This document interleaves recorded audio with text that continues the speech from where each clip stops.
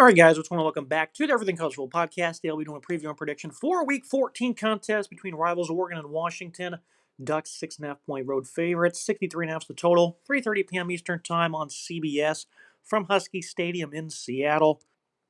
Getting things started with that Oregon offense against the Washington defense for the Ducks, coming off a hard-fought game against USC, where they had ideal balance the entire afternoon. They were very good on third down. They ran for 179 yards now in back-to-back games. USC, a very poor run defense, had trouble getting into the backfield, really struggled to get yards before contact until Oregon was about 4 or 5 yards downfield. And this run game is just nasty, I think.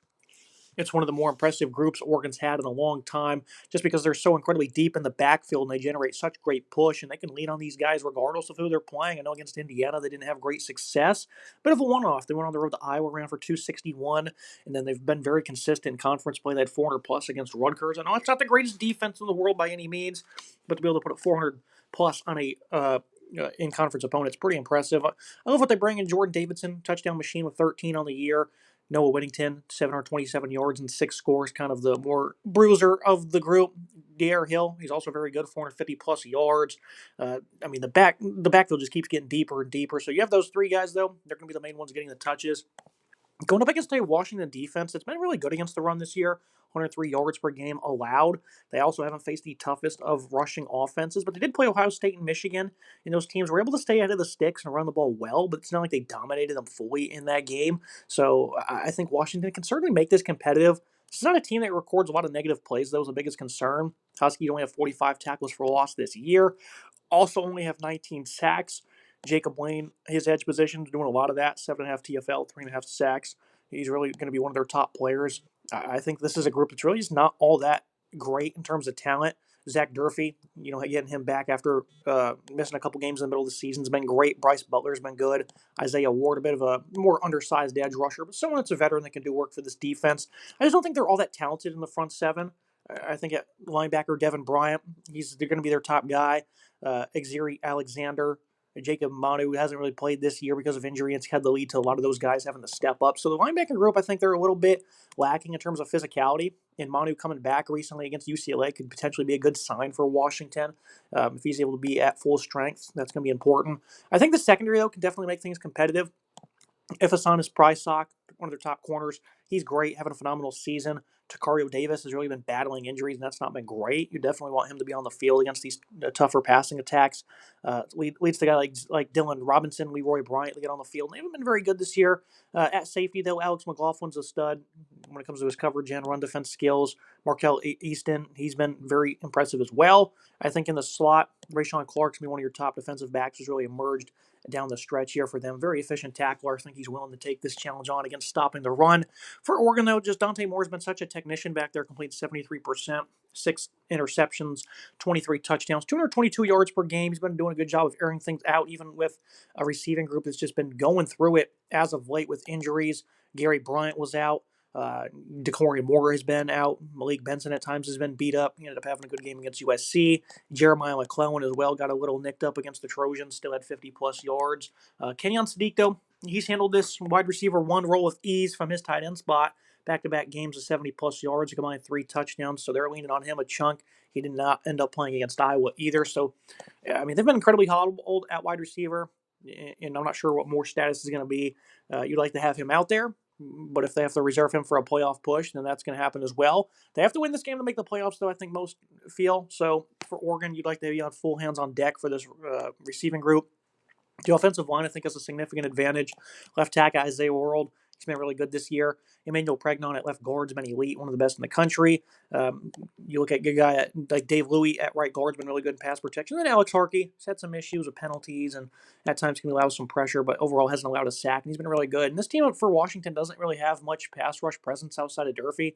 I think Lane is a respectable pass rusher, but not matchups that are exactly winnable for them on a consistent basis. So I think for Washington, they'll make this competitive at home to be able to slow down the run a little bit. But downfield, they have corners that can make things competitive, especially if Davis plays.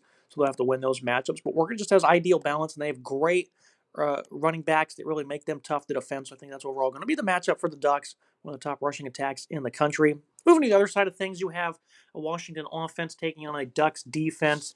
For Washington, Damon Williams, I think one of the more underrated quarterbacks in the country. This guy's dual threat skill set is tremendous. I mean, he can throw the ball downfield 100 miles an hour on a line. He can also take off and hurt you with speed and skills as a runner. This is a guy that puts up about 300 yards per game. He has 25 touchdowns, 6 interceptions. The tougher opponents have definitely phased him. I thought he played well against Ohio State until they got in the red zone. Then they really struggled. He couldn't do anything with his legs, though. They schemed him up tremendously in that one. Against Michigan, had 3 picks. So the comparable opponents in terms of defenses really have had this offense's number. They scored only 13 combined in those 2 games. Went on the road to Wisconsin, really struggled to throw the football. I know the weather was pretty bad and whatnot, but there's 2 big outliers, and it's mainly those road games. 3 of the last 5 games they've scored 40 plus points in. The 2 ones were against Wisconsin and Michigan, scoring only 17 total in those. So the tougher defenses have definitely given them some problems. Jonah Coleman, his health last couple weeks has not been great. Not sure how many carries he's going to get. 14 touchdowns, 651 rushing yards. Williams provides a lot on the ground for this rushing attack that really keeps opponents off balance. Adam Muhammad's really stepped up, though, last couple of weeks. He was really good against UCLA, 100 plus yards, 3 scores against Purdue. He's been somewhat efficient. So they've been stable in the backfield for the most part.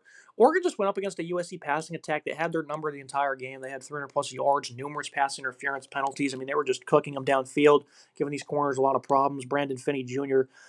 Has had a great year as a freshman, but he did not look good against SC. Theron Johnson, Ife, Obedigu, he also struggled. And this is a team that has pass catchers, mainly Denzel Boston, 730 yards, 8 scores on the year. Desmond Roebuck, he's been really impressive. The aforementioned Jonah Coleman's third on the team in receiving. So I think this is a pretty good uh, group in terms of pass catchers overall. In terms of wide receivers, they don't have many guys. Amari Evans hasn't really emerged at times this year. I figured he'd be more of a big play weapon to attack teams out of the slot. Hasn't really happened. It's really been the running backs and tight ends having to join the receivers. I think Roebuck and Boston make a really respectable duo, and they're going to be looking to push them downfield. But this is a team that wants to attack the middle of the defense, and Dylan Theinemann's going to be sitting right there at safety. He had a tremendous game. He's really good at his spot. You can play center fielder. He can be really good against the run. Jaden Kennedy has been very solid in the slot as well. So this is a secondary that still has a lot of talent against SC. They did struggled against Indiana as well. That team had 2 pretty good receivers who had their number throughout that game. Aaron Flowers, another one of those guys in the secondary. This defensive line for Oregon, also gives them a significant advantage. They crushed the USC rushing attack. They didn't allow a single run by a running back of more than 5 yards. They really kept them on their heels. Mateo Uyungale and Tatum Teoti. These guys are great edge rushers. Maybe not so much in terms of production because their sack numbers aren't off the charts by any means. 10.5 combined through 11 games, but they generate a lot of pressure, a lot of intensity against the run. It's a deep group with Bear Alexander, Amari Washington really doing good things against the run. Bryce Bocher in the middle is a phenomenal linebacker. Old school throwback type player of his grit and toughness. He's also been very sound in coverage this year. Run defense has been strong, and I think Washington's probably going to struggle here to generate balance. They're going to be one-dimensional. Williams could be potentially comfortable in that situation, but if they scheme up ways to slow down his legs, it could be a problem. I'm not sure if Oregon's going to have the athleticism at linebacker. Jerry Mixon's having a respectable year. Devon Jackson gets on the field below average, but I think there's opportunities for Williams to be able to take off and pick up big chunks of his legs. The offensive line for Washington's really just gotten beat up against those comparable opponents. Carver Willis coming back at left tackle will be big. He's good as a pass blocker. Drew as a party at right tackle. He's also been very solid on the interior. A little bit, of inconsistencies were across the board, but not a bad group by any means. I just don't see them being able to run the football in this one. I think Oregon controls the line of scrimmage very well, but Williams is a difference maker. Look at the final thoughts and the prediction. I really want to pick Washington. I picked them to beat Ohio State earlier in the year. Ended up backfiring, but I thought they played well for 2-3 quarters in that one. Had some plays that potentially could have went their way. They could have swayed the score of that one. They just weren't good enough in the red zone at the end of the day. And I think for Washington, they have a great quarterback. He's underrated. I think he has an elite skill set. He's going to be a future baller in this conference. But I think Oregon, with the playoffs on the line, if they lose this one, they're going to be on thin ice. And I think this rushing attack, they're going to go in here. They're going to take care of the football. They're going to, not take too many risks. And I think this defense is going to come with enough stops as they're going to force Washington to be one-dimensional, I would say. So I think this is going to be a good opportunity for Oregon to go on the road and beat a team they really struggled against in Dan Lanning's tenure. Under 53.5 is going to be the best bet because I think we're going to look to slow this one down and get out of here with a victory. So I'm going to take them to win 28-21. As much as I'd like to pull the trigger on the upset, I just don't think Lanning's going to allow his football team to put themselves into a situation where they go on the road and lose to a rival to potentially cost them a shot at the playoffs. So that's going to be for today's episode. If you guys like, comment, subscribe. See you next time.